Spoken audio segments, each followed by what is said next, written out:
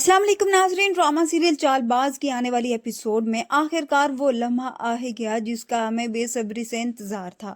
आयजा की मकारियां जो ख़त्म होने का नाम नहीं ले रही थी। इतना सब कुछ होने के बाद भी आयजा को कोई मलाल नहीं था, बल्कि अभी भी वो ईशल को इस घर से निकालने पर तुली हुई थी। ईशल ने भी बहुत कोशिश की कि किसी तरह से आयजा की असली चेहरा सबके सामने आ जाए, मगर आयजा ने बड़ी चालाकी से असद को अपने इख्तियार में किया हुआ था। इसलिए अब आखिरकार जब आयजा की माँ देखती है कि आयजा को किसी का लिहाज नहीं, वो खुद ही असद को सब कुछ बताने का फैसला करती है। इसलिए अब आयजा की माँ असद को फ़ोन करके अपने घर पर बुलाती है। वो असद से कहती है कि वो उसे अकेले मिलने के लिए आए। असद जब वहाँ से जाता है तो आयजा की माँ सारी हकीकत असद को बता देती है। उधर से आयजा भी बहुत परेशान होती है कि आखिर उसकी माँ ने असद को क्यों बुलाया है। वो बार बार ही अपनी माँ को कॉल करती है ताकि उससे पूछ सके, मगर उसकी माँ उसकी कॉल नहीं उठाती। इसलिए अब आयजा अनाया को फ़ोन करती है। तो अनाया अब ऐज़ा से कहती है कि बस अब खेल आपका ख़त्म हो चुका है और घर से निकलने की अब आपकी बारी है।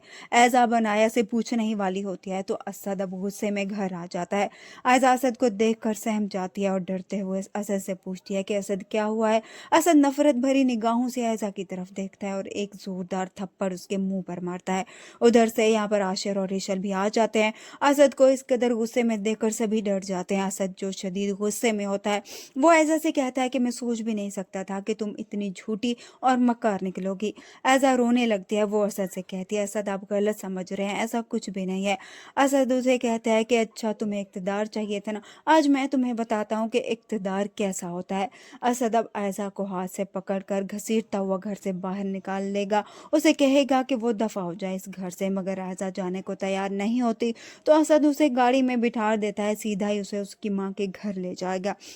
वो जाकर ऐज़ा की माँ से कहता है कि संभालें अपनी बेटी को, मुझे इसके साथ नहीं रहना, मुझे ऐसी लड़की नहीं चाहिए, मुझे साथ निभाने वाली लड़की चाहिए थी, ना कि धोखेबाज और मक्कार जो सिर्फ अपने बारे में सोचती है। इस तरह से अब असद वहाँ से चला जाएगा और ऐज़ा उसको देखती ही रह जाएगी। वीडियो पसंद है तो वीडियो को लाइक कर दें, चैनल पर नए हैं तो चैनल को भी सब्सक्राइब कर दें। अल्लाह हाफ़िज़।